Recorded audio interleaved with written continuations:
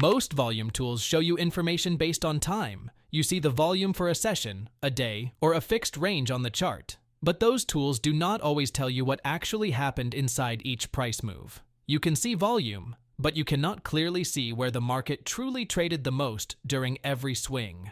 That is why traders sometimes miss important reaction levels. Price moves up or down, but the key areas where the market built participation are not always obvious. The swing profile indicator takes a different approach.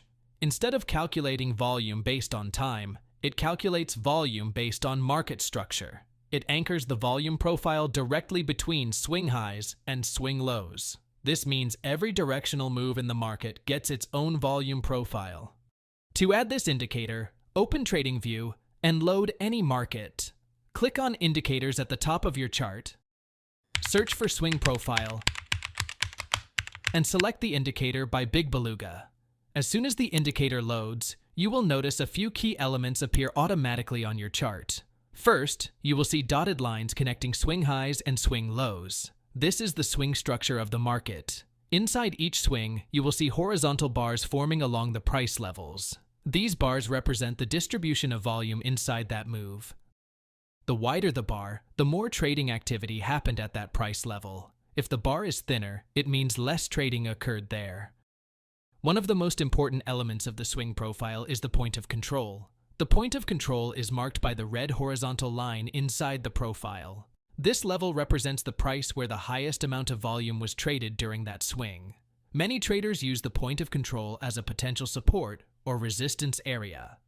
For a buy trade using the swing profile indicator, the first thing you want to identify is a completed bullish swing on the chart. The indicator automatically connects the swing low and swing high using the dotted zigzag line, and at the same time it builds a volume profile for that entire move. This profile shows where the market traded the most during that bullish leg. Inside that profile, the most important level is the point of control. The point of control is marked by the red horizontal line inside the volume profile, and it represents the price level where the highest trading activity occurred during that swing. Once the bullish swing completes, the next thing you want to watch for is price retracing back toward that point of control zone. This level often acts as a support area because it is where the market previously had the most participation. As price pulls back into this high volume zone, look for a clear rejection from the point of control area. This could appear as a strong rejection candle forming near that level. Once that bullish confirmation appears, you can enter the buy trade at the close of the confirmation candle. Your stop loss can be placed slightly below the point of control. For the target, you can aim for the previous swing high or use a 1-to-1 risk-to-reward ratio.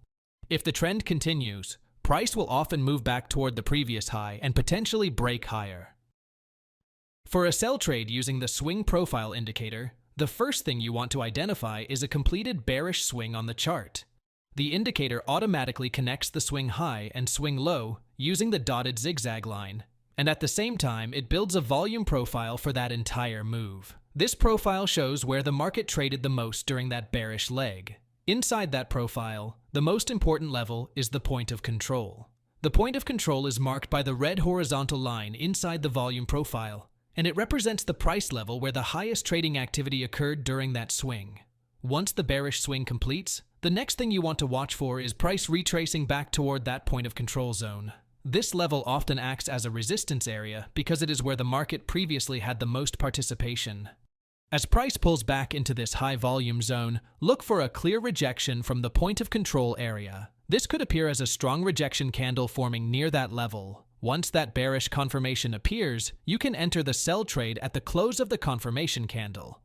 Your stop loss can be placed slightly above the point of control. For the target, you can aim for the previous swing low or use a 1-to-1 risk-to-reward ratio. If the trend continues, price will often move back toward the previous low and potentially break lower. And that's how you can trade using the swing profile indicator by BigBeluga.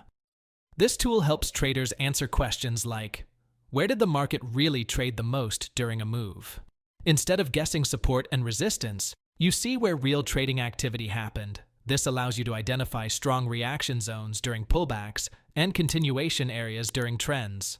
Always manage your risk properly, respect your stop loss, and follow a clear risk-to-reward plan. Take time to backtest these setups before trading live. Thanks for watching, and I'll see you in the next video.